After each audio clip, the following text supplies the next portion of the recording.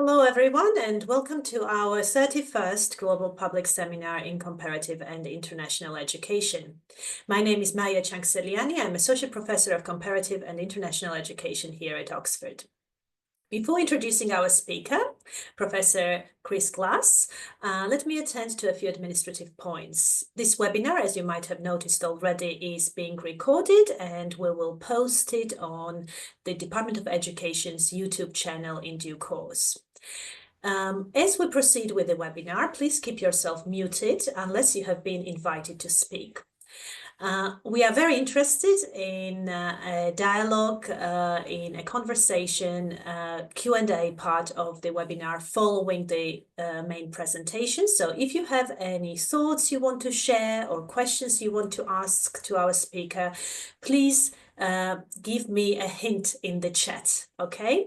And I will go through each input in the chat one by one when the presentation finishes. Now let me introduce our today's speaker, who seems to be very popular because we had the record number of sign-ups for this webinar. 211 people signed up, and I see quite a few have joined already. Professor Chris Glass is a professor of the practice in the Department of Educational Leadership and Higher Education at Boston College in the United States, where he leads the Executive Doctor of Education, EdD, in Higher Education program. He's an affiliated faculty member in the Center for International Higher Education that probably most of you know very well, and he also serves as co-editor of International Higher Education, a flagship publication in our field. Dr. Glass's research focuses on international higher education, on globalization, and the impact of emerging technologies on learning and education systems. He has authored numerous books and articles on international student mobility and digital internationalization in higher education. Today's talk is titled Technologies of Agency, Student Mobility in Era of Digital Internationalization. We are very pleased to have you here today, Chris. The floor is yours. All right. Thank you so much, Maya, and thank you all for joining me today. I'm looking forward to our conversation in 30 minutes, and please put questions, thoughts, comments in the chat. I know we have so many people that have so much perspective and knowledge to share, and the best part of these sessions is really the conversation that happens afterwards. And so I'm looking forward to that part as well. I'm going to speak for 30 minutes, and then I'm going to open it up for that conversation. And so about half past the hour, we're going to do that as well. But feel free during the presentation to have some conversation in the chat as well, so that you're a part of this. So as Maya shared, that my presentation today is titled Technologies of Agency, Student Mobility in an Era of Digital Internationalization. Let me give you a preview of what I'm going to be talking about today. We're going to talk about what I've figured out inductively are 4 eras of internationalization or student mobility, digital internationalization, what I mean by that term, and we'll use that as a context to talk through 3 powerful and converging technologies that impact international student mobility: AI, blockchain, spatial computing.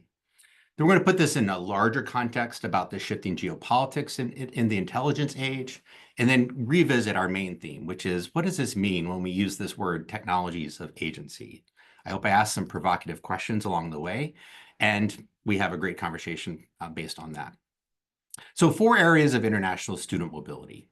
I looked at data from UNESCO, CIE, World Bank, and other sources, and through an empirical analysis, identified ways in which we can think about the ways in which student mobility has been structured differently in different eras, and when those eras have changed.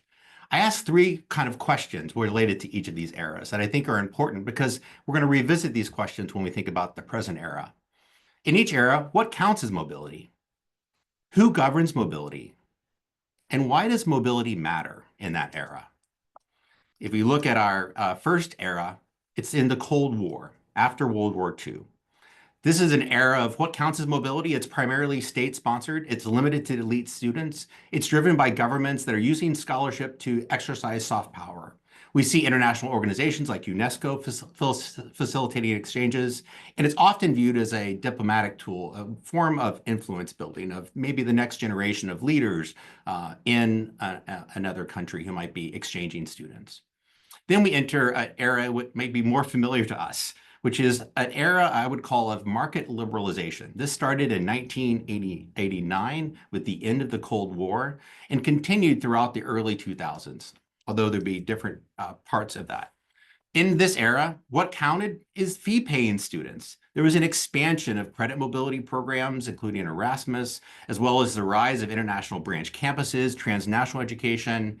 Higher education institutions recognized that they could actively recruit international students, and there could be a meeting of supply and demands between what students needed and the capacity of their education systems in their home country. There was a large expansion of the private sector, including education agents that were hired by public institutions, as well as private sector institutions that took advantage of migration patterns in a demand for higher education. So what we see here is the logic of this shifts very much to include both soft power, but certainly much more of a market-driven kind of mobility. You might remember at this time, this was about the time that there was a well-known article for Hans de Vet about the end of internationalization, asking an existential question of how the characteristics and purposes of internationalization had changed.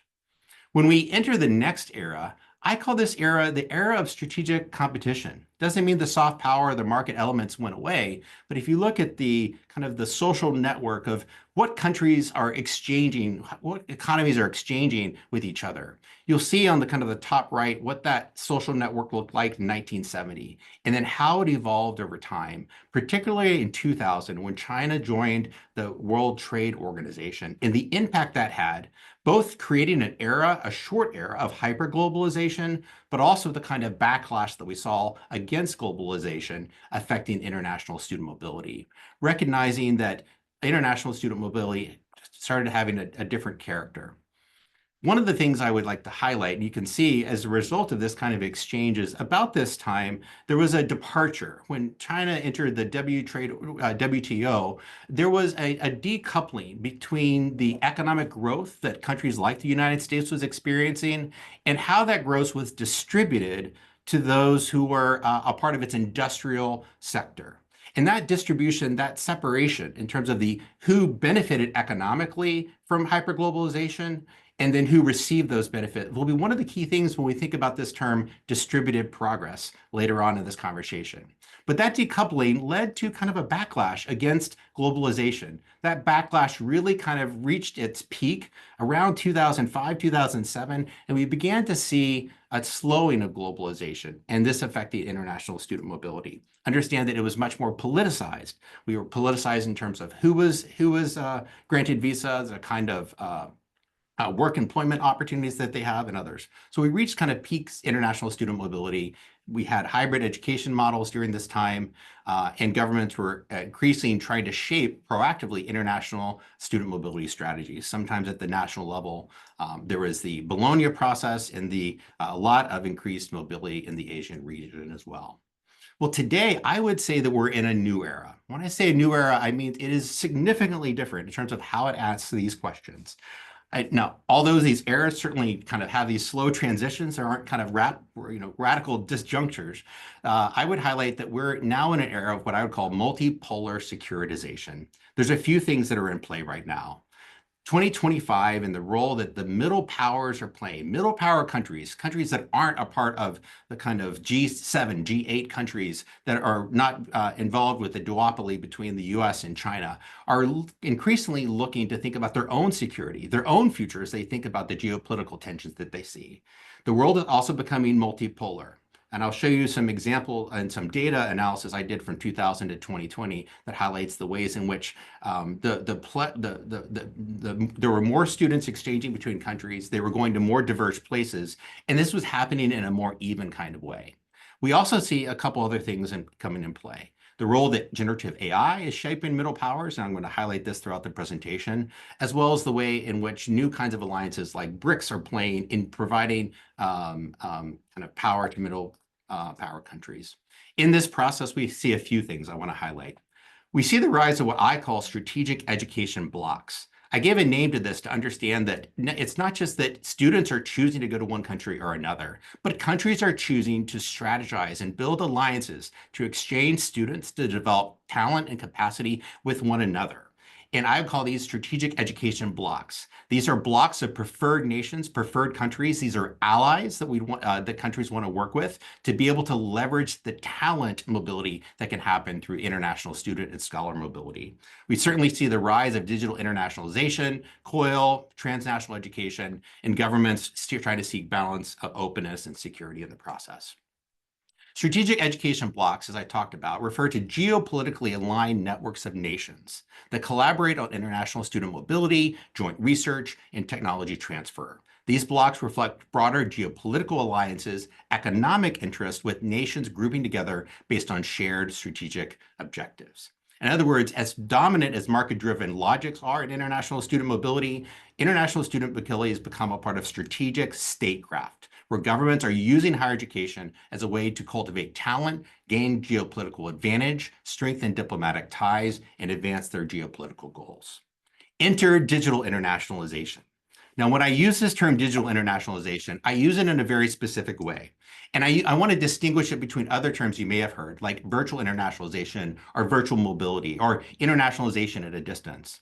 I'm a person that is not interested in debating different definitions and wondering which definition is the best. The way I see definitions is they're kind of like the aperture of a camera. They kind of bring our focus to certain aspects of a phenomenon that we're all trying to understand. And so I see a value in the plurality of these terms, and I'm not suggesting this is a better term to use outside that it brings attention to some things I think some of the other terms do not.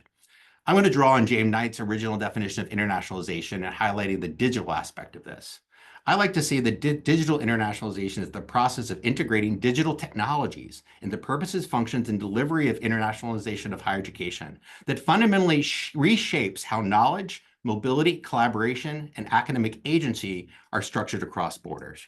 I have a link to a wonderful resource of the Handbook of Open Distance and Digital Education, as well as a book that I edited on digital internationalization here as well. Well, in this context of digital internationalization, we're participating and we're seeing the rise of three technologies, AI, blockchain, and spatial computing. Let me share some things that I think are unique and important to know about these technologies. I'm going to refer to these technologies in this presentation as technologies of agencies. Technology of agency are systems, tools, and infrastructures that do not merely facilitate human action. They actively shape, mediate, and govern that action and the decision-making over mobility and access to power as well. Let's look at AI first. Artificial intelligence is important to understand that it is, and I like to highlight the definition from the OECD, especially the OECD AI Policy Observatory. It's the premier source of information on national level AI policies, and they recently updated their definition. And here's the definition that's provided by the OECD. An AI system is a machine-based system that, for explicit or implicit objectives, infers from its input it receives how to generate outputs such as predictions, content, recommendations, or decisions that can influence physical or virtual environments. Different AI systems vary in their levels of autonomy and adaptiveness after deployment. You can read a statement on the OECD website that talks about how they changed this definition, but let me highlight two aspects of this. The idea that these systems generate decisions that influence the physical and virtual environment, and they vary in levels of autonomy. Because one of the things I'd like to highlight, this is also highlighted in a recent kind of meeting between Brussels and Washington around a consensus of how do we legally define AI as well. But I'd like to bring into this conversation something really important, I think, about AI. Often people think about AI as a tool. But I'm going to suggest it's actually not a tool that we use. It's more like an environment that we're operating within.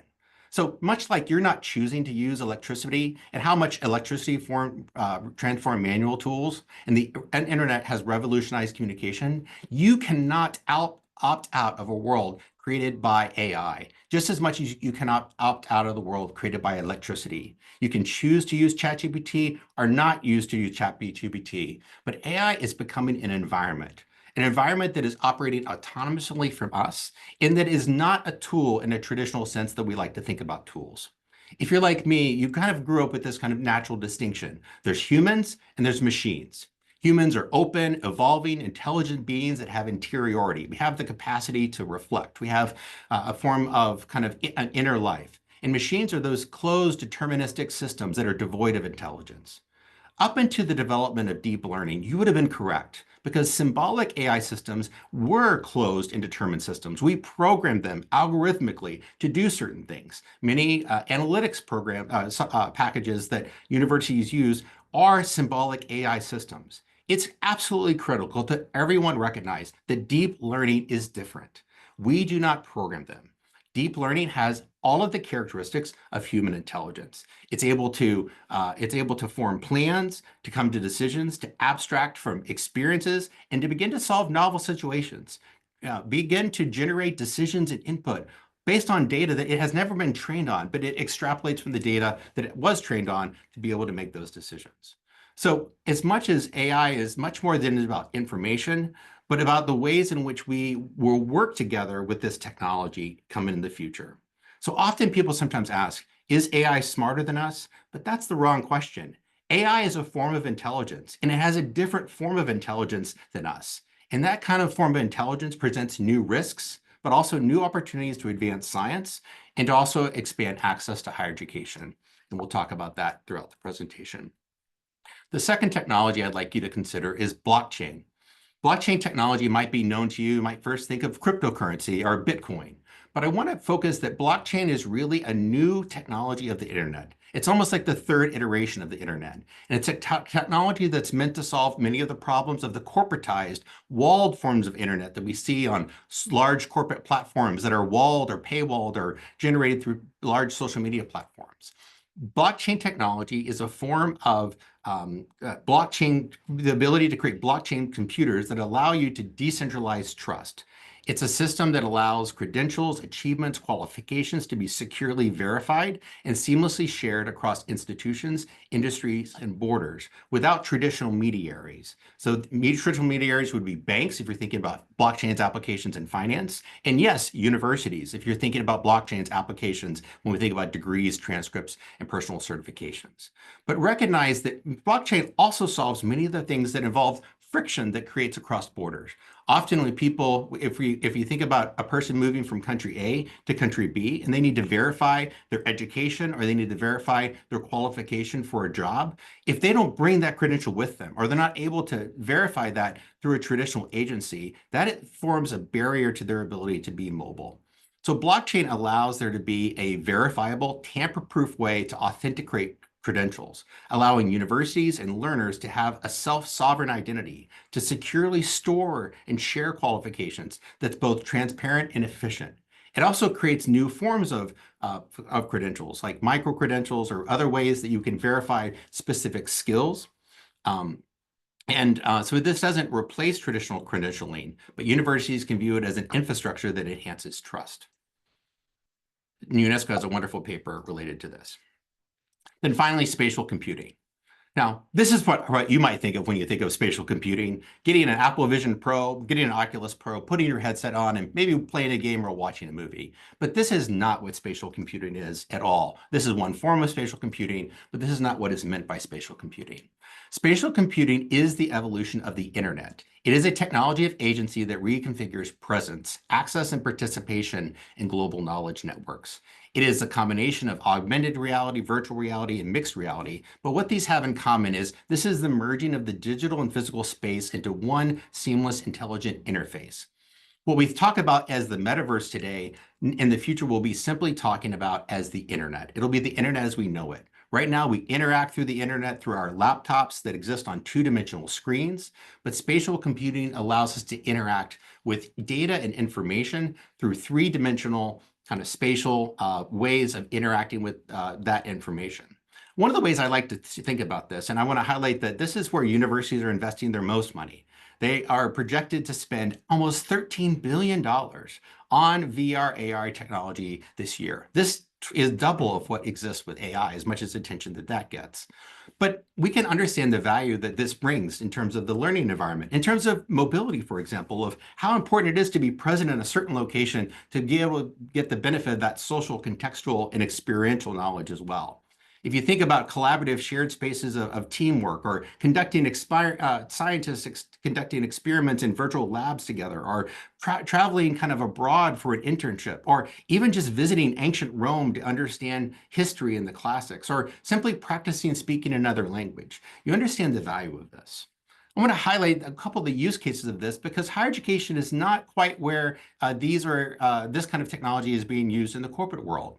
For example, Amazon has a high significant use of the digital twin technology. They have exact spatial digital copies of all of their warehouses, and they use that technology to both train people in how to be managers and how to work within the warehouses, as well as to run simulation about ways in which they can modify their warehouses. They created a digital twin of their campus to be able to think both about how they develop human capital, but also how they think about efficiency.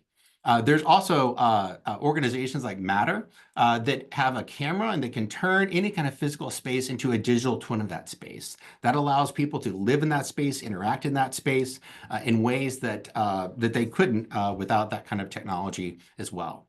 There's digital twinning technology as it relates to our own healthcare. The ability, there's efforts to be able to create a digital kind of version of our biology to be able to understand how we might respond to different medical treatments and things like that. So digital twinning technology is a pretty powerful example of what spatial computing looks like. Let me highlight some signals and trends, then get to the geopolitics. First of all, acceleration is going very fast. And I think this is also important to know. Either the big AI companies are are being really deceptive and they're not being completely truthful, or they really think that they have some significant developments along the way. At the recent AI Paris Summit, Dario Amodei, who leads Anthropic, that uses a constitutional AI process, put this bluntly. He said the capabilities of AI systems will be thought of as akin to an entirely new state populated by highly intelligent people on a global stage, a country of geniuses in a data center as well. We can see that the development of these capacities of deep reasoning are increasing. If you haven't used tools like deep research by OpenAI, I encourage you to do so, or even deep research by Perplexity or Gemini as well. They show what's possible. Make no mistake that these companies, powerful actors, and remember, these are knowledge companies, similar to universities, and we're engaged in the kind of knowledge work, have as their goal to create artificial general intelligence. They think they're on their way to level 3, creating agents and systems that take action. They've declared 2025 as the year of the agents. This is what Google has said as well. And so the question is, what do we do with that acceleration?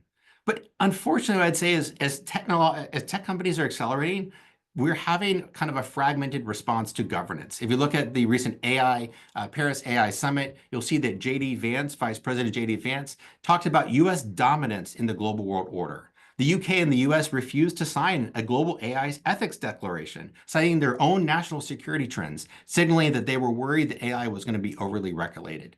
China signed on and positioned itself as AI governance in a multipolar world. So recognize that AI is not just right now a technological arms race, it's a new geopolitical background, which will increasingly shape higher education. You can just know that by when a new AI model like the one from China called DeepSeek R1 that came out just a few weeks ago, the headline on the Wall Street Journal in the US the next day was, DeepSeek flips the script on AI, and the market plunged. It became a geopolitical event, not something that made the headlines of the technology section of the paper. And this gets into one of my fundamental questions and ideas related to international student mobility. These technologies are about shifting power, distributing power in ways that power has not been distributed before. So power doesn't disappear. These technologies do not democratize in purely ways that bring greater equality and access, but they redistribute power in ways that provide democratic opportunities to some, but also inhibit opportunities for others. It's important that we understand that as well. But if you're interested in who on earth is interested in using AI, I'd point to this recent World Bank report as well. And they highlighted that 50% of global AI traffic doesn't come from the superpowers, but from middle-income countries that are looking to be able to engage with these technologies. These are countries like India, Brazil, the Philippines, and Indonesia are looking to be able to use AI for economic and workforce transformation. If you look at the countries that are the most kind of favorable to the potential impacts of AI, it's countries that are in less resource areas of the world or emerging economies of the world as well. But let's not forget that quantum computing could also be a wild card on this as well. So what's the geopolitics of all this as well? I'm going to highlight a couple of things, but then bring it back to international student mobility, a couple of theses about what this means for technologies of agency. As I talked about with international student mobility, Natalie Cruz and I did a longitudinal study of the last 20 years of international student mobility. And what we found is a movement of a concentration of country destination countries to a much more multipolar environment where more countries were participating at more even rates, even as more students were crossing borders. I think this is generally a good thing. But recognize that as the world has become increasingly decentralized, technologically, the world has become increasingly centralized around a handful of tech giants. This is well documented in the book Cloud Empires, published by MIT Press, as well as this wonderful book on the political economy of artificial intelligence that we can talk about during the discussion. You need to look no further. And I gave a presentation a year ago about the diplomatic missions that Sam Altman and Elon Musk were going on. But you need to look no further than the Trump inauguration in January to recognize that all of the tech elite are there. It's no surprise to anyone. Everyone knows the name Elon Musk, not just because of Tesla and because of SpaceX, because Elon Musk is the person that is implementing the Trump administration's policies with his Doge office as well. And I want you to understand this. When President Trump picked a vice president in 2016, he picked Mike Pence. Mike Pence allowed him to win over evangelicals. This time, Trump picked somebody different, J.D. Vance. Why? J.D. Vance is a protege of PayPal founder Peter Thiel. Peter Thiel, along with people that are populating the DC government now, are out of Silicon Valley. So we're seeing a marriage of Silicon Valley and DC, something I call technopolitics. In other words, when we think about AI and we think about international student mobility, we see that technopolitics is playing a role. In fact, there's a new book by Palantir's CEO, Alexander Karp, that talks about the technological republic, about ways in which we can imagine government more like technology. I think it's really critical for those of us who are in our field to recognize how serious this movement is and how much significant progress it has made towards its goal as well. There's almost a religious-like quality to this movement as well, and we're happy to talk about that. You might know recently OpenAI also released a blueprint about a blueprint for America. So it really sees itself kind of setting the blueprint for what it looks like in America. This has massive implications for universities. I'm going to bring this back to mobility. What has this done, these geopolitical tensions done?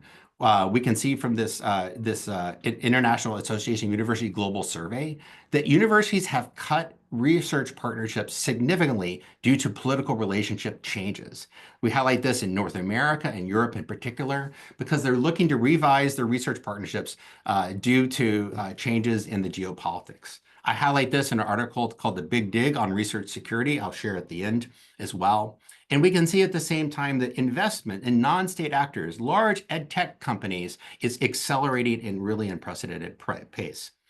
Hans de Witt and I talked about this a bit when we talked about the movement towards, quote, responsible internationalization, where internationalization is viewed as something that needs to be as open as possible and as closed as necessary, but doesn't have the kind of, it reflects the kind of similar kind of Cold War restrictions as well. Broadly, I've referred this as the global Middle Ages of internationalization. That's pretty well outlined in a wonderful article called The Coming Entropy of Our World by Parag Khanna as well. So what does this mean for agency? I'm going to wrap up in just a few minutes and we're going to open it up for questions. I think this has really significant implications for international student mobility, and especially as we think about this idea of technologies of agency. You may not like the word, and I'm not sure I like kind of characterizing an era, but I would say with the advent of artificial intelligence, we are kind of entering a new kind of era in geopolitically in our world. Sam Altman has called this intelligence age. I'll refer to it as such, but the era will likely be best named once it's further into it. But I want to recognize how this era is different than the past. Trying to draw some contrast here in this presentation. In the past, we thought about digital divides. Digital divides were never about connections. It was always about who had the agency to participate in the digital world, to create, shape, and direct that knowledge rather than simply consume it. That's absolutely still the case. But there are also new intelligence divides that are going to be created through international student now that AI, these systems have kind of autonomy. AI is not just shifting the divide, it's redrawing it. It creates an intelligence divide, a gap between those who have able to use AI as an extension of their agency, international students, and those who are displaced, realigned, or governed by its decisions. So this is not just a shift about individuals. This is about nations and institutions and entire knowledge systems seeing this as a strategic technology. Some are going to become co-authors of this intelligence. Others will be shaped by logics that neither designed or control. If we look at the back at the World Bank report that I highlighted earlier today, although it was good news, or over 50% of traffic came from middle power countries, it's really important to recognize another stark statistic that low-income economies contributed less than 1% of global AI traffic, largely due to infrastructure gaps, limited English, and then lower digital literacy as well. Well, we use the word agency. It's interesting to see how it's talked about when you look at technologies of agency. If you ask Reid Hoffman, a venture capitalist and founder of LinkedIn, he just wrote a book called Super Agency. What can we do when AI goes right? What new powers might we all have to be able to multiply the agency that we have now? Recently, Paul Graham, who founded Y Combinator, who was where Sam Altman got his start, wrote, this might be the most inspiring sentence I ever read. What's interesting because it's not phrased in the way things meant to be. The sentence was, I hate how well asking myself, if I had 10 times the agency, I would have, what would I do? How well that works. Sam Altman replied, why not 100 times? AI is going to bring 100 times of agency. I think as Naval highlighted as well, I'm not scared of AI. I'm more scared about what a very small number of people who control AI might do to the rest of us. But I want to bring this back to not AI as a tool, but if we think about more philosophically as a relation, something that doesn't just extend human intelligence, but reconfigures what intelligence is. It really dismantles the binary, and I think we need some new kind of language, especially as we think about international student mobility. Let's revisit the three questions at the beginning. What counts as mobility? Who governs mobility? And why does mobility matter?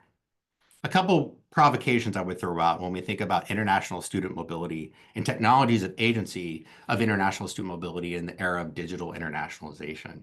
Who governs mobility? I don't think student mobility is any about an individual choice, even though it never fully was an individual choice. It's increasingly going to be about state power. And the idea that students act as autonomous agents in navigating this free market of higher education that existed during the era of hyperglobalization is likely giving the way to the reality that these kinds of patterns of mobility will be increasingly shaped through national security, geopolitics, and technological sovereignty. And it will shape who moves, where, and why. Second, mobility is not just right now about physically moving students. And I'm not talking just about virtual reality when I talk about this. It's also about reframing it as thinking about distributing intelligence.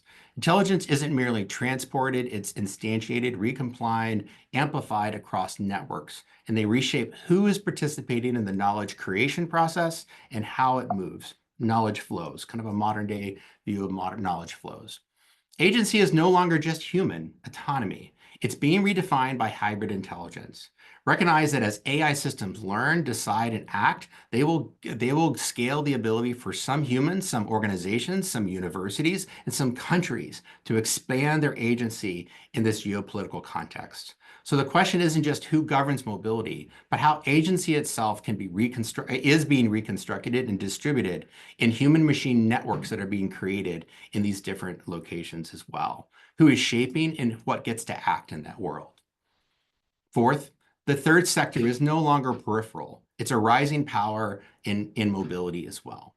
Mobility has long been a negotiation between universities, states, and markets. But today, technology companies and non-state actors are redrawing those boundaries at times and aligning with universities, but at times looking to provide alternatives to universities as well. Talent migration is accelerating. It will be increasingly viewed as a strategic national asset. Economically, we recognize the value of talent migration, and countries do as well. But with high-power technologies, it will increasingly shape and define, especially the migration and mobility policies of large countries who see the value in both military power and economic power, depending on who stays, who goes, who's barred from access, and who's no longer involved. Finally, knowledge risks now becoming a securitized asset, treated as a securitized asset rather than a shared resource. This is the one that worries me the most. The real imperative is to ensure that knowledge continues to flow freely across borders and disciplines and institutions that are widely connected. A few thoughts, and then we'll open it up for some questions. Universities, tech companies, and governments are not just redrawing maps of international student mobility. They're expanding access in some places that's important for us to recognize, but also recognize that they're restricting it in others, and they often can do both at once. It's important that we have a both and conversation to understand the ways our world is being reconfigured. And finally, I believe the core challenge of distributed progress isn't just optimizing intelligence, opportunity, and mobility, but ensuring that they compound and expand human agency and drive material progress in science, education, and economic growth for everyone in the world. I write about this in a Substack that I do called distributedprogress.substack.com. If you want to read some of my thinking that I'll be sharing, I've shared and I'll continue to share. But now I'm going to just open it up to any questions that you might have or points of discussion you want to raise. Feel free to share a thought as well. So yeah. Thank you so much, Chris. This was a fantastic talk. Lots of food for thought that we have. And I'm sure people in the audience are preparing their thoughts and questions to share in the chat. I would like to encourage everyone to do that. Thank you so much. Probably I will start. I have so many questions and thoughts, do not know exactly where to start. Fascinating ideas about governance and the role of technology in governance. I was particularly intrigued what you said towards the end, that state power still would govern mobility. So can you tell us a little bit more about the intersection between power of technology and power of state? Of course, some of the key technological innovations that we are witnessing nowadays come from the United States. Now we have witnessed China. At the same time, you have talked about this middle countries positioned in the middle. I do not think there is a lot of AI development in most countries across the world, except some of the key powers. So how, if we think about the world as a whole, not only about superpowers that are able to develop technology, that are ahead of others in terms of technology development. What do you think? How would it play out in other countries, including countries in this middle position, as you mentioned? Yeah, exactly. Well, one of the things I have looked at in a different analysis when I've looked at these strategic education blocks is to understand the different strategies middle power countries are using in this context. I think there's a few different approaches that I've seen. One is kind of strategic non-alignment, kind of being neutral, not really kind of aligning with any of the major geopolitical actors. Others is trying to think about ways in which to use this as a way to build stronger kind of regional partnerships as well. And then finally, ways in which to, in some ways, I think India is a pretty good example of this, ways in which to be kind of find the kind of transactional and strategic ways to work with different powers. So where I think, technology and mobility, my read, and again, at this point, I want to be clear, you're shifting from kind of evidence to kind of like a kind of a projection based on kind of a theory of the case. So I'm presenting, I want to make sure that everyone here knows, I'm presenting a theory of the case to maybe invite the field to tune into things that I'm heavily tuned into. One of those is the rise of non-state actors in our field, a significant flow of capital to those actors, and what those actors what that might mean to have those actors in the political economy where universities have been kind of the sole kind of providers of education. But second, to attune to the field is this kind of the rise of technopolitics and um, and how immigration policy is getting shaped by thinking through advanced technology as uh, a strategic national asset. I think it's helpful to use. How is technological power being used already? I would highlight in yeah, certainly governments are using it in the visa scanning process. Universities are using it in the admissions process. All of these are coming into play um, with student mobility. So. Absolutely. Thank you so much. I see questions coming in. Another quick question. I was thinking about a potential new model in what you described, which would be probably a new type of hybrid governance model of governance of higher education as well as international student mobility, where these tech companies would play quite an important role, similar role to nation states and universities, from what I understand. So what would be the implication of such very strong governance actors that possess power of creating these new intelligence environments? What will be the implication of these actors for university autonomy and academic freedom? What do you think? And I will pass on to audience questions afterwards. Yeah, that's great. And I'll start even reading some of these as well. Um, well, I would, I mean, my read of the case is that currently nations, and this would be in part why the DeepSeek kind of revelation got so much attention, both in Washington, D.C. and on Wall Street, is that the theory of the case among these large tech organizations is they are aiming to build artificial general intelligence and super intelligence. And the question then becomes, is this an event that sparks acceleration and transforms society, or is this something that happens kind of incrementally? And so there's a form of kind of a bit of an technological arms race to get there first, feeling as if you don't get there first, you're at a significant disadvantage geopolitically. So part of the shock to the AI system with U.S. system with DeepSeek was about thinking that the space race, people called it a Sputnik moment. If you saw some of the coverage of this, it was compared to the U.S. race with Russia to get to outer space. And so I think where this this comes into play in terms of hybrid, agency and mobility is that this is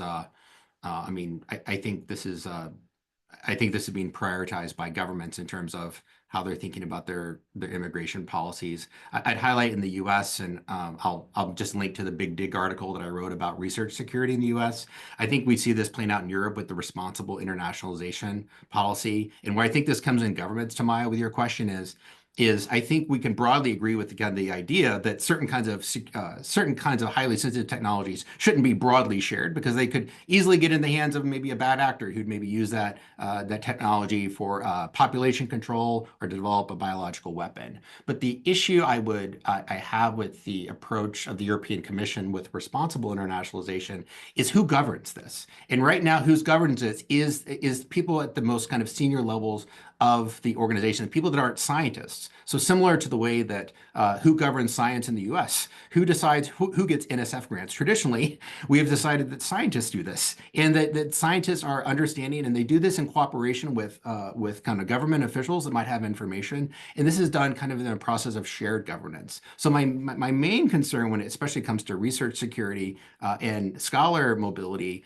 as well is that there is a presumption of guilt and a presumption and then a presumption of control that the university isn't capable of managing these kinds of agreements. And so it's a shift in governance that is the concern, not the idea that we need to we have sensitive technologies that we want to have export controls around. That's almost always been the case. This is not another case of export controls around the latest chip. It's around in some ways taking away the university's autonomy in making some of its own governance decisions. Yeah. Thank you so much. I would like to invite Zai. Please come in and introduce yourself and share your question. All right, thank you, Maya, and thank you, Chris. It's a fascinating lecture or speech, and I feel like I learned a lot. And I'm really resonating with the point that you mentioned that AI operates at scales beyond our human perception. So I was wondering, like now we live in a world where technologies and AI, they're part of the structures now. How transparent are AI-driven decisions are in shaping student mobility? As like when we are working with student mobility and doing research, when it comes to like structures, policies, we have policies to do analysis, and we can do like have those different frameworks to analyze student mobility and how the factor of different policies or states play a role in it. But I'm wondering, like, if now AI systems are not that obvious, like how they function, how transparent will it be? And what's your view on this? Yeah. Well, one of the things I want to highlight, I'll try to reinforce it. It's a hard point. It was hard for me to grasp, and I'm positive it's hard to get across, is often we've thought about mobility as a part of the intelligence creation of that individual, the individual who's exercising agency. And I think what these technologies invite us to do is not to think about even one of these tools, like how would an algorithm kind of pick one person over the other based on the way it's analyzing the CV, but recognize the ways in which that these two intelligences are going to be work together in the future, because there are things that these systems can do that people can't do very easily. They can spot patterns that humans might miss. They can also process large volumes of information. They have access to large volumes of information. That does not mean they're smarter than humans. It just means that they have an intelligence that is far more limited, far less narrow, far more narrow, and far different and foreign. In fact, Yuval Noah Harari has talked about it as alien intelligence as opposed to artificial intelligence. So what does this mean broadly for international student mobility? I think the idea that transparency is really important in terms of how decisions are made. I think it will be, I think it will drive mobility in terms of the kinds of fields that are created. I'd like to, if I can highlight, there's different kinds of mobility that I think are really important that I want to, and I didn't have time to include them all, but these are really, I think, really important. There is forced and displacement mobility from immigrants and migrants that happen, and this is where I think like blockchain could be useful. There is job displacement or mobility for knowledge and skills that can happen, and this is where I think could happen as a result of societal changes related to some of the developments in this technology. And then there's traditional student mobility. And so, I'm not sure that traditional student mobility is going to be all that affected. I think there's always a reason to travel. I think it will continue to increase. I think what will affect those patterns, I think, will be the larger trends towards a more multipolar. It'll be less about the technology and more about the geopolitical environment. One that is multipolar, and then one where there's just more capacity in higher education systems around the world that mean the people won't travel to traditional destinations. I think the traditional destinations are going to they already are. They have kind of levels of security agreements that give certain privilege to other countries in their geopolitical alliance. So, yeah. Go to the next question, maybe. Thank you so much. Shamika Arumhatas, please come in if you are Hello, here. Dr. Glass, and thanks for this really informative lecture. So I am a novice international scholar, and I'm a professor at Ontario Tech University, and I work with international students, more specifically, traditionally, disenfranchised international students. So my concern is that I find AI to have biases, and my concern is more about the ethics. How does perhaps, and how do you, I'm interested in hearing your opinion, your thoughts on how do you think these AI biases will implicate marginalized international students? Yeah. Yeah, I think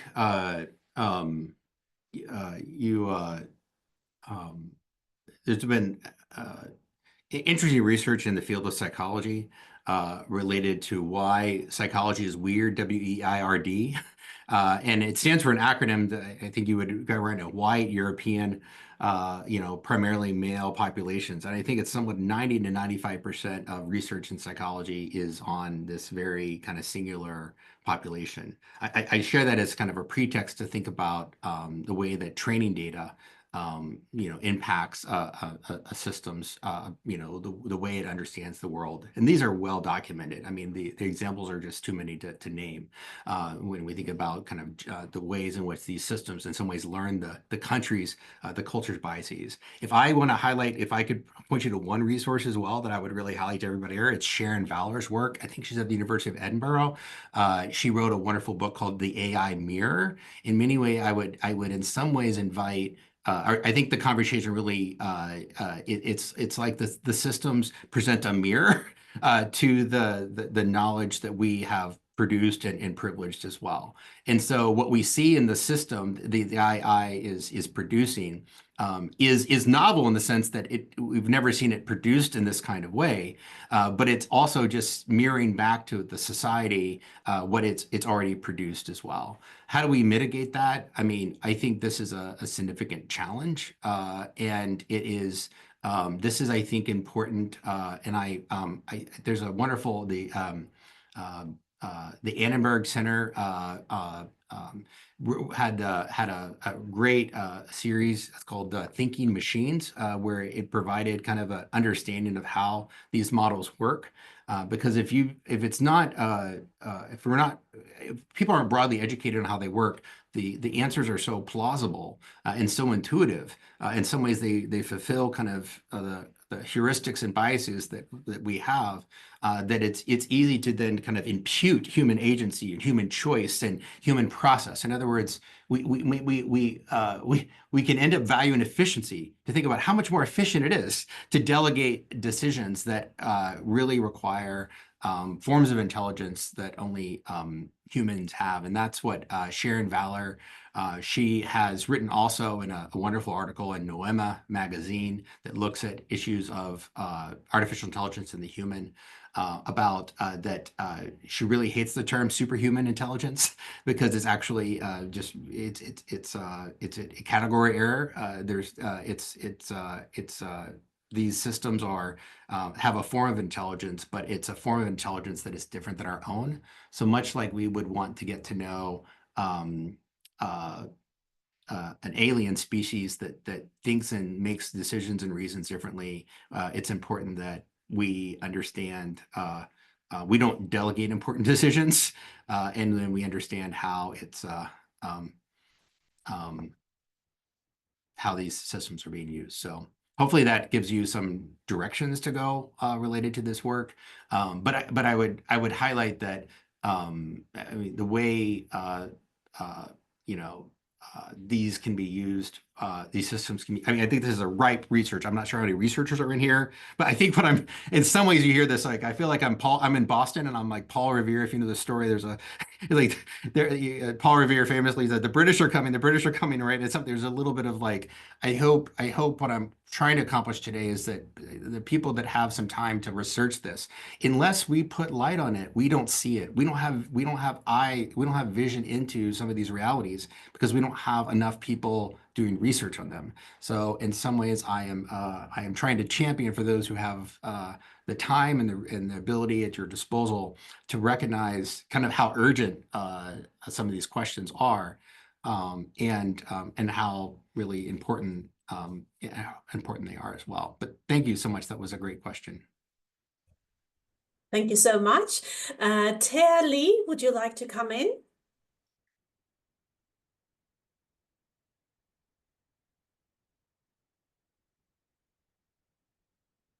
I do not I would think say the book, Tia is the here. book was also by Okay, she Oxford cannot come in. University That's Press. fine.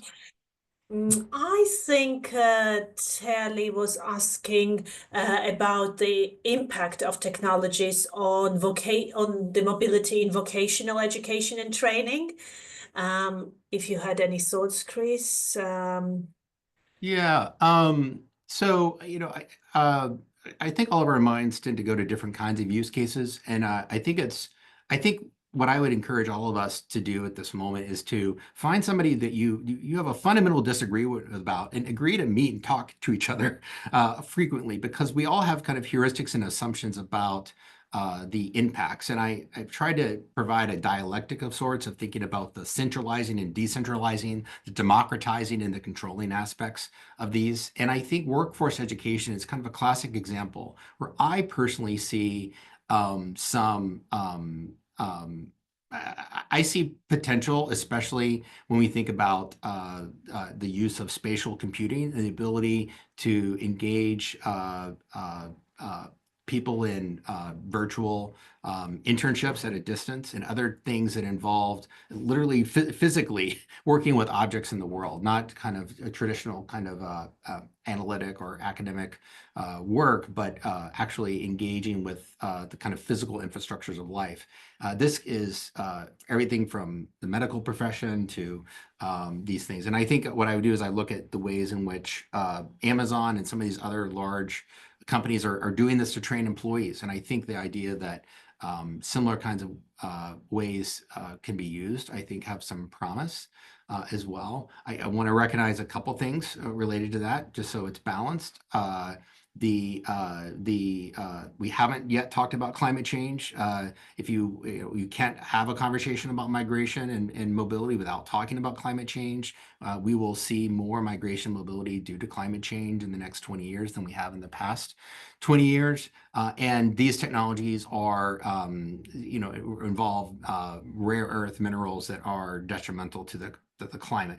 And so I think it's important to recognize that as well.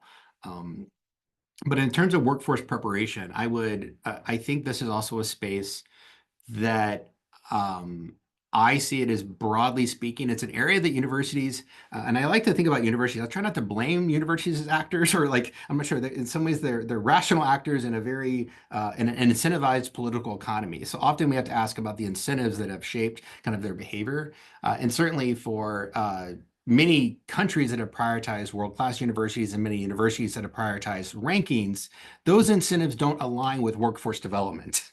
But humanity requires greater attention towards that. As a result, because the incentives have not been such, universities haven't created sometimes jobs-based, credential-based kinds of programs that are aligned with workforce needs and really could fill a gap.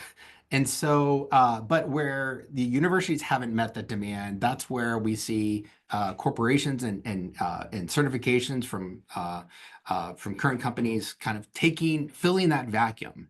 And I truly believe there are opportunities for universities to differentiate themselves to provide an intellectually formative but in market, market connected forms of education when it comes to workforce and training. But if they don't, there is money to be made because there's a high demand for that, and that's why we see such a growth in some of the especially these skills-based types of platforms in the ed tech sector. There's of course university has continuing education, but it doesn't always align with